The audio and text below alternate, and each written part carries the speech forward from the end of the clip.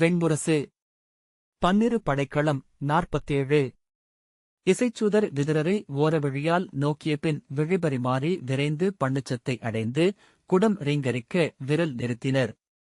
பெருமூச்சுடன் கலைந்து கைகளால் பீடத்தை தட்டியபின் நன்று என்றார் திருதராஷ்டிரர். இனிது.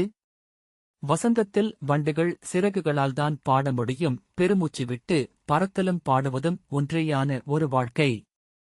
நன்று என்றார். மேலும் பெருமூச்சுடன் விதுரா, வசந்தங்கள் வந்து செல்கின்றன. எண்ணி அளிக்கப்பட்டிருக்கின்றன மானுடருக்கு நாட்கள் என்றார். வாசிப்பது சந்தீப். வணங்குகிறேன் மூத்தவரே என்றார் விதுரர். சூதர்கள் எழுந்து ஒவ்வொருவராக ஓசையின்றி தலைவணங்கி அவை விட்டகன்றனர். இசைக்குள் நீ வருவது போல் ஒரு உளக்காட்சி எழுந்தது. உன் காலடி ஓசையை நான் கேட்டிருக்கிறேன் என்பதை நான் அறியவில்லை. ஆனால் நீ இருக்கிறாய் என்னும் உணர்வு இசை முழுமையடைந்ததும் எஞ்சியது என்றார். அரசர் தங்களை பார்க்க வந்து கொண்டிருக்கிறார் என்றார் விதுரர். முகம் சுளிக்க தலைசரித்து அவனிடம் நான் சொல்வதற்கொன்றுமில்லை. சொல்லும் அனைத்தையும் முன்னரே வகுத்துரைத்து விட்டேன் என்றார் திருதராஷ்டிரர். நான் அவற்றை மும்முறைக்கு மேல் அரசரிடம் சொன்னேன். மதமெழுந்த களிற்றேறு போல விழிதொடாத முகம் கொண்டிருக்கிறார். அவருடன் உரையாட வாயில்கள் ஏதுமில்லை என்று விதுரர் சொன்னார். அங்கன் என்ன செய்கிறான்? அவனை வரச்சொல். அவனிடம் சொல்கிறேன் என்றார் திருதராஷ்டிரர்.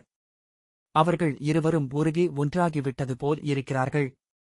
அரசர் முகத்தையே அங்கனிடம் காண்கிறேன் என்றார் விதுரர். மூத்தவன் கற்றறிந்தவன். பரசுராமனின் மாணவன் அவன். அவன் எங்கனம் இப்படி ஆனான் என்று திருதராஷ்டிரர் கேட்டார். அறியேன். அன்று மருத்துவ நீராட்டில் கரிய காகங்கள் அனைத்தும் அரசரின் உடலில் புகுந்து கொண்டன என்று இங்கே சூதர்கள் பாடுகிறார்கள். அத்தெய்வங்களை நாமறியோம். அவை இந்நகரத்தை எங்கு எடுத்துச் செல்கின்றன என்றறியாது அஞ்சுகிறேன் என்றபடி விதுரர் அருகே வந்து அமர்ந்தார். மூடா, நான் இங்கிருக்கும் வரை இந்நகரம் எங்கும் செல்லப் போவதில்லை. யயாதியின் ஹஸ்தியின் குருவின் பிரதீபரின் சந்தனுவின் விசித்திரவீரியனின் நகரமாக மட்டுமே இது இங்கு இருக்கும். இளையோனே, நடுவயது வரை ஒவ்வொருவரும் தானென உணர்கிறார்கள். நடுவயது கடந்ததும் தங்களை மூதாதையரின் தரப்பிற்கு மாற்றிக் கொள்கிறார்கள். இங்கு இப்பீடத்தில் அமர்ந்திருப்பது திருதராஷ்டிரன் அல்ல, இம்மண்ணில் எஞ்சும் மூதாதையர்களின் ஊன் சிறு துளி மட்டுமே. எனக்கு கடன்கள் இப்புவியில் எவரிடமும் இல்லை. இங்கு எவரிடமும் நான் கேட்டறிய ஏதுமில்லை. விண்ணமைந்த மூதாதையர் சொல் ஒன்று என்னில் உள்ளது.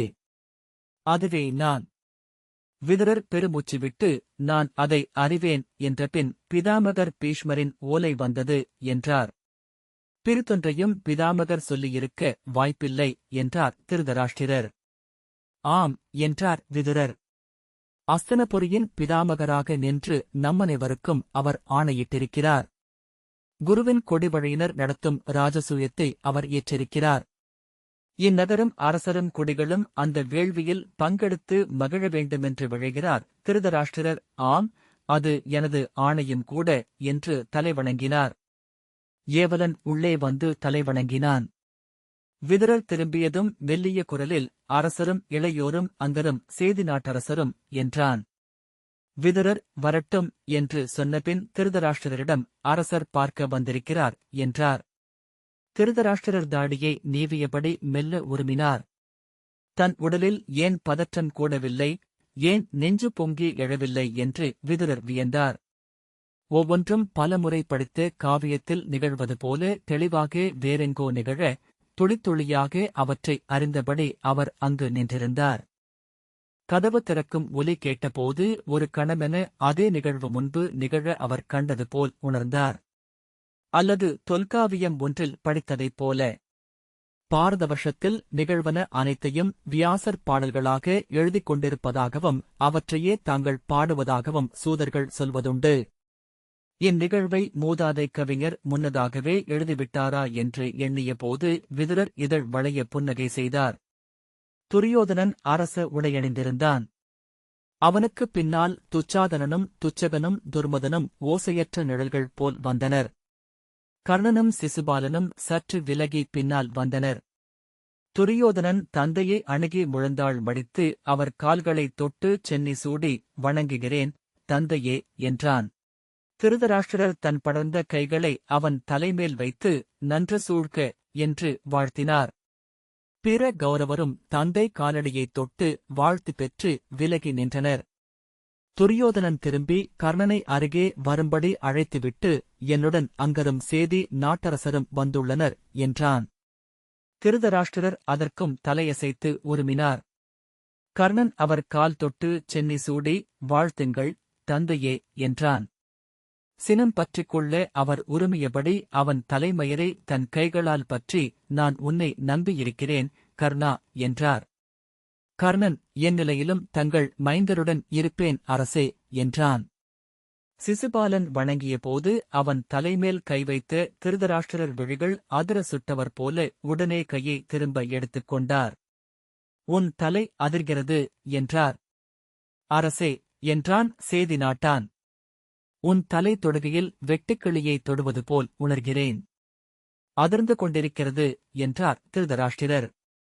ஏற்கனவே உதிர்ந்து சிலந்தி இழையில் தவிக்கும் இறகு என்று தோன்றுகிறது. சிசுபாலன் என்ன சொல்கிறீர்கள் என்றான். உனக்கு உடல் நலமில்லையா என்ன? சிசுபாலன் இல்லை நன்றாக இருக்கிறேன் என்றான் குழப்பத்துடன்.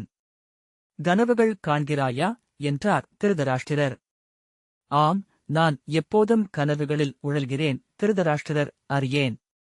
நீ நலமாக இல்லை. உன்னுள் ஏதோ நிகழ்கிறது. நீ அதிர்ந்து கொண்டிருக்கிறாய் என்றார்.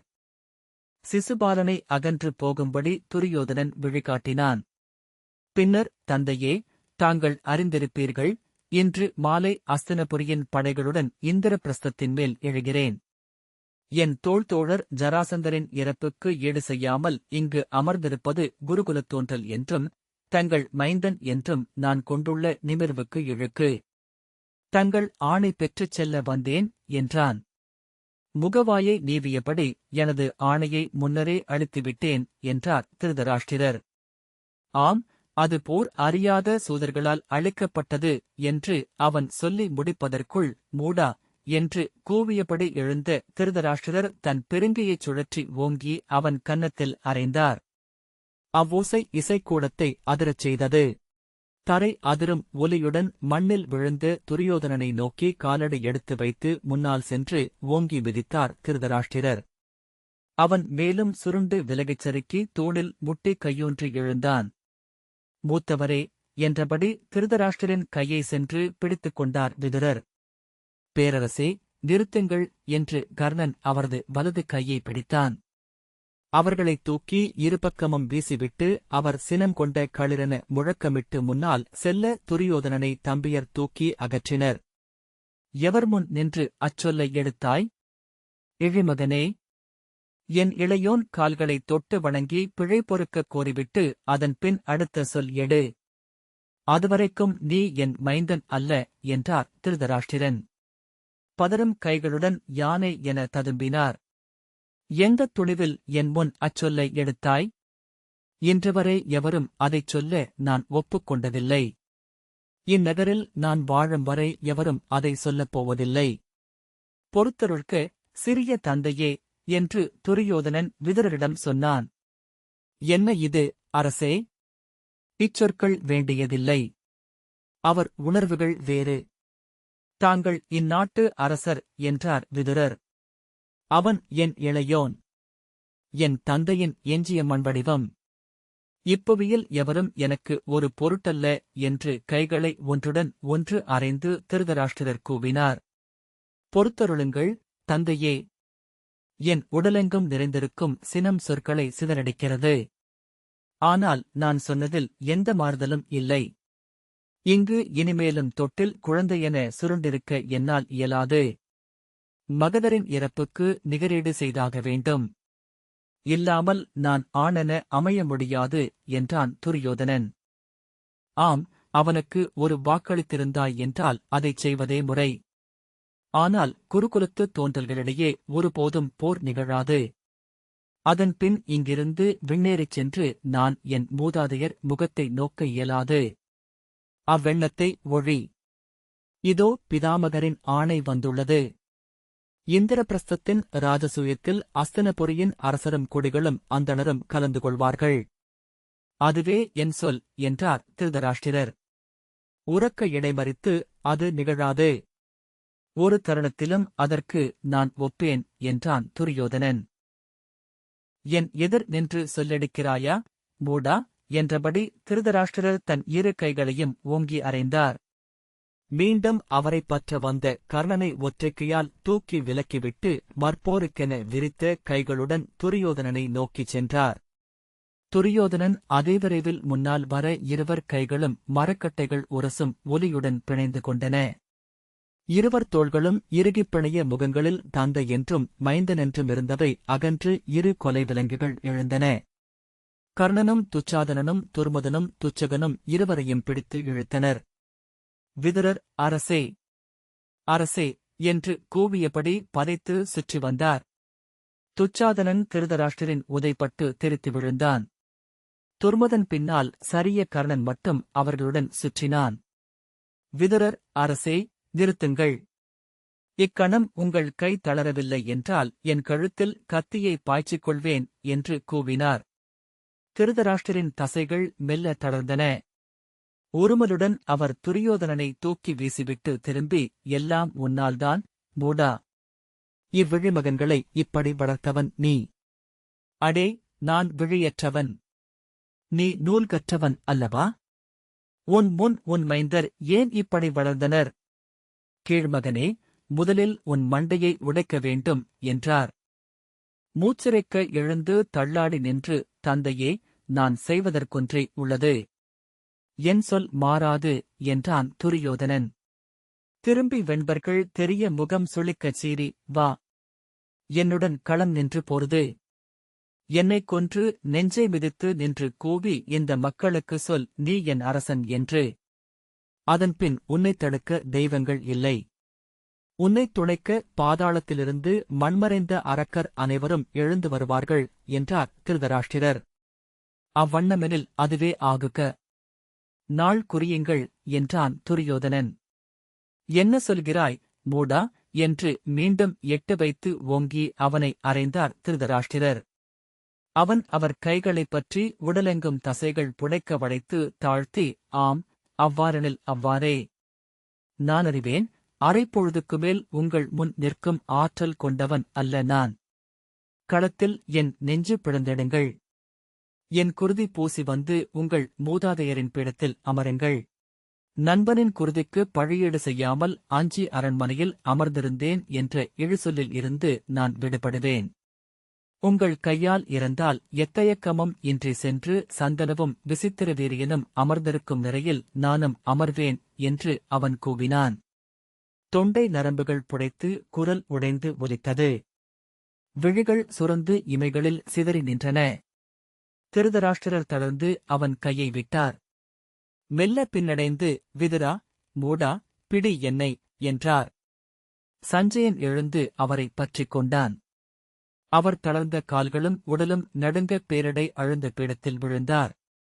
என்ன சொல்கிறான் இந்த அறிவிலி என்று தலையை அசைத்தார். ஒன்று என்னைக் கொல்லுங்கள் தந்தையே, அல்லது ஆணையிடுங்கள். இன்று இரண்டில் ஒன்று நிகழாது, இப்பகல் தாண்டிச் செல்லாது என்றான் துரியோதனன். இன்று மாலை நான் உயிருடன் இருந்தேன் என்றால் இந்திரபிரஸ்தத்திற்கு எதிராக நம் படைகள் எழும். திருதராஷ்டிரர் விண்ணுக்கென இரு கைகளையும் விரித்து, மூதாதையரே, இங்கு நான் என்ன செய்ய வேண்டும்? நான் என்ன செய்ய வேண்டும் என்று ஓலமிட்டார்.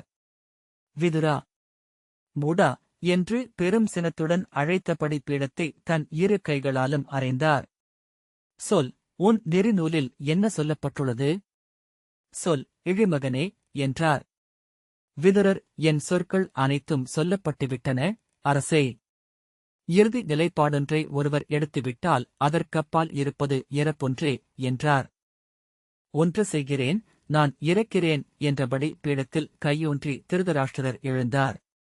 நான் இறக்கிறேன். அதன்பின் இந்நகருக்கான பொறுப்பை நான் சுமக்க வேண்டியதில்லை. மூதாதையருக்கு நான் மறுமொழி சொல்ல வேண்டியதில்லை என்று உடைந்த குரலில் கூவி திரும்பி விப்ரா என்று அழைத்தார்.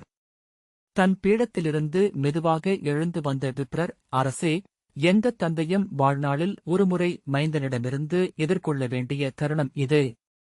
இதைக் கடந்து செல்லாமல் எவரும் வாழ்க்கை முதிர்ந்து சிதையேற இயலாது என்றார். நான் என்ன செய்ய வேண்டும் சொல். அறிவிலியே, சொல். நான் என்ன செய்ய வேண்டும்? தாங்கள் சொன்னதுதான் முறை. அந்த அரசணிகளை கழற்றி வையுங்கள். தேர் ஒருக்கச் சொல்கிறேன். நாம் இருவரும் இந்நகர் உதிர்ந்து கிளம்புவோம். பேரரசி சத்யவதியும் தங்கள் அன்னையரும் எரிந்த காட்டுத்தீ இன்னும் அக்காடுகளுக்குள் இருந்து கொண்டிருக்கும். அங்கே சேர்ந்து எரிவோம் என்றார் விப்ரர். ஆம், அது அணையாது என்றார் திருதராஷ்டிரர். அதுவே வழி. அந்தச் சிதையே எனக்குரியது. துரியோதனன் உரக்க, அவ்வண்ணமெனில் அதுவே ஆகுக. இனி எந்த உணர்வுகளுக்கும் நான் உளம் மடியப் போவதில்லை. தந்தை இறப்பதென்றால் அப்பழியை என் தலை அணியட்டும். என் குடிகள் இழிவு சூடட்டும். மூத்தார் சொல் கேட்டு உகந்தவை ஆற்றாது அரண்மனைக்குள் குறுகி அமர்ந்திருந்தேன் என்னும் சிறுமைக்கு அதுமேல் என்றான். தந்தையே, தங்கள் மைந்தன் என்று நான் இதுகாரும் இங்கு பணிந்திருந்தேன். என் தந்தை என்று தாங்கள் சற்றேனும் செருக்கியிருந்தால் பாஞ்சாலத்து இழிமைகளின் காலடியில் நான் விழுந்து நகைப்புக்கிடமான போது அக்கணமே கிளர்ந்தெழுந்து படைகொண்டு எழ நீங்கள் ஆணையிட்டிருப்பீர்கள்.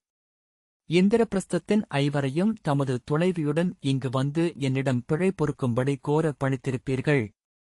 அவர்கள் என் சொல்லுக்கு கட்டுப்பட்டவர்கள் அல்ல என்றார் திருதராஷ்டிரர் தணிந்த குரலில். அப்படியென்றால் அவர்களை எதிரி என்று கருதுங்கள். உங்களை தந்தை என்று கருதாதவர்களிடம் உங்களுக்கென்ன கடன் என்றான் துரியோதனன். எனது கடன் எனது இளையோனிடம். மைந்தா, நீத்தவருக்கு இருப்போர் ஆற்றும் கடனுக்கு மாற்றே இல்லை. அவர்கள் நம்மிடம் ஆணையிட முடியும், நாம் அவர்களிடம் பிறிதொரு சொல் சொல்ல இயலாது. இழிவுகளைத் தாங்கி சிரித்துவிட்டேன் தந்தையே. நெறிமீறியவனாக என்னை உலகு அறியட்டும். அரக்கனாக அசுரனாக என்னை சூதர்பாடுக. கோழையாக கீழ்மகனாக ஒருபோதும் சொல்லலாகாது என்று துரியோதனன் சொன்னான். ஒருபோதும் நடவாது. நான் இருக்கும் வரை. நான் இருக்கும் வரை தனக்குள் என திருதராஷ்டிரர் சொல்லிக் கொண்டார். காற்று தடித்து குளிர்ந்து நனைந்த மெத்தை என அவர்களை மூடிக்கொண்டது. பற்களைக் கடித்தபடி துரியோதனன் தலை தாழ்த்தி நின்றான். விப்ரர் அங்கிருந்தே பேரரசி வந்திருக்கிறார் என்றார். வசுமதியா? இங்கா என்றார் திருதராஷ்டிரர் திகைப்புடன். ஆம் அரசே, நான் அவர்களை இங்கு வரச் சொன்னேன் என்றார் விதுரர். இங்கு வந்து இவை அனைத்தையும் அவள் ஏன் அறிய வேண்டும் என்றார் திருதராஷ்டிரர். விதுரர், அன்னையர் மேலும் நுட்பமாக அறிகிறார்கள் என்று இன்று காலை எனக்கு சொல்லப்பட்டது என்றார் விதுரர். சுருதையா சொன்னாள்? அவள் அறிவுடையவள் என்றார் திருதராஷ்டிரர். திரும்பி விப்ரரிடம் வரச் சொல்லும் விப்ரரே என்றார். வாயில் திறக்க காந்தாரி பானுமதியின் கைகளைப் பற்றியபடி வந்தாள். அவளுக்குப் பின் அசலையும் சத்யசேனையும் வந்தனர். துரியோதனன் ஒரு கணம் என்ன செய்வதென்றியாமல் தவித்து பின்பு மெல்ல தணிந்து உடல் இயல்பாகி முன்னால் சென்று குனிந்து அவள் தாழ் தொட்டு வணங்குகிறேன் அன்னையே என்றான். அவன் தலையில் கை வைத்து நிறைவடைக என்று வாழ்த்தினாள் காந்தாரி. விதுரர் என்னை வரச் சொன்னார் என்று சொன்னாள். அது திருதராஷ்டிரரிடம் சொல்லப்பட்டதென்பது அதன் ஒலியாலேயே தெரிந்தது. அவர் இம் என்றார். அவள் துரியோதனனிடம், மைந்தா, இங்கு நிகழ்வன அனைத்தையும் அறிந்து கொண்டுதான் இருந்தேன். என் சொல்லை வைக்கும் ஒரு தருணம் இது என உணர்கிறேன் என்றாள். துரியோதனன் தவிப்புடன் பானுமதியை நோக்கியபின் அவள் கைகளைப் பற்றி, அன்னையே, தாங்களும் என்னை சிறுமை கொள்ளச் செய்யாதீர்கள். கல்லா இளஞ்சிறுவனாக அரண்மனையில் ஒடுங்க ஆணையிடாதீர்கள். அதுவன்றி தங்கள் மைந்தனாக நான் கோர ஏதுமில்லை என்றான். அவள் அவன் கைகள் மேல் கையை வைத்து, சுயோதனா, இங்கு நான் வந்தது அதற்கே. இப்படை நகர்வை நீ நிகழ்த்தலாகாது என்றாள். அன்னையே, என் இறப்புக்கு ஆணையிடுகிறீர்கள் என்றான் துரியோதனன். நான் பெண். இங்குள்ள பிறரைப் போல் சொல்லடக்கி என் உள்ளத்தை முன்வைக்க அறியாதவள். இதுவன்று இப்போது பிறிதெதுவும் சொல்வதற்கில்லை. இன்று நீ வாளாவிருந்தே ஆக வேண்டும் என்றாள் காந்தாரி. ஏன் என்றான் துரியோதனன். என் சொல்லை மீறி நீ செல்வதாக இருந்தால் செல்லலாம். உன் முன் எதிர் நிற்பவர் எவர் என்று நான் அறிவேன். மைந்தா, எவரும் அவனை வெல்ல முடியாது. துரியோதனன் புரியாதவன் போல கர்ணனை பார்க்க, கர்ணன், அன்னையே, களத்தில் வெல்வோமென்ற நம்பிக்கை எனக்குள்ளது என்றான். காந்தாரி அதுவரை இருந்த கனிவு மாறி முகம் சிவக்க, சி, முடா. மூத்தவன் என்று உன்னை இவன் கைப்பற்றச் சொன்னேன். இழுத்து பெருவெள்ளத்திலா விடுகிறாய்? அறிவிலியே என்றபடி கையை ஓங்கினாள். கர்ணன் கைகூப்பி, நான் தங்கள் மைந்தன்றி பிறனல்ல என்றான். அவனுக்கிடும் ஆணையே உனக்கும். இங்கே இந்திரபிரஸ்தத்திற்கு எதிராக